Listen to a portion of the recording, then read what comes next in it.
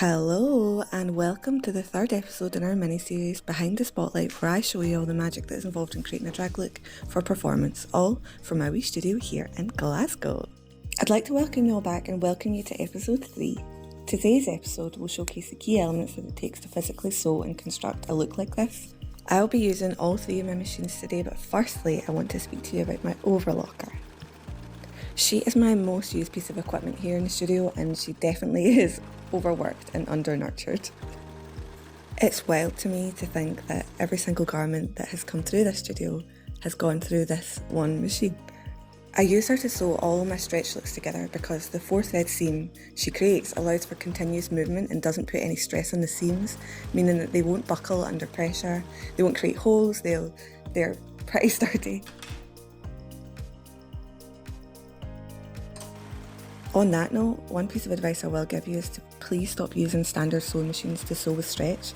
You're never going to get the desired finish you'd like, and ultimately it's most likely that the garment isn't going to last you very long at all, which is obviously not the intention anyone has when they go into making a garment, especially when they're making it themselves. If you are keen to learn how to make your own clothes and to understand how all of the construction parts work, I would advise you to start just, turn your clothes inside out, start taking old ones apart, look at how they're constructed, take the seams apart, just see how different fabrics are working on the clothes that you already have. This will really help you to understand the technical side of it, and will then, I think, give you greater results when you are sewing, because you'll know what to use where, what machines and things like that. The overlocker here is used to sew up the side seams and to insert the panelling. I then move on to using my cover stitch machine, which I've used here to neaten and flatten the panelling on the waist detail on Lola's garment.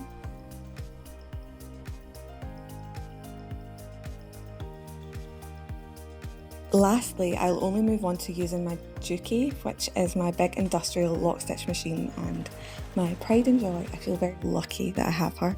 I will only use her when I'm sewing in the zip and when I'm putting my label in as the last step of making the garment. Because I work with such a beautifully broad range of body shapes and sizes, I have 3 adjustaform mannequins that I use in the studio. These can all adapt to a range of bust, waist and hip measurements, which is hugely handy to me as literally no 2 bodies are the same. If you have any questions on any of the topics that I've covered today, please send me a message or leave them in the comments and I'll be sure to answer them in next week's final episode. Thank you all so much for listening. I'll see you in a fortnight for the finale.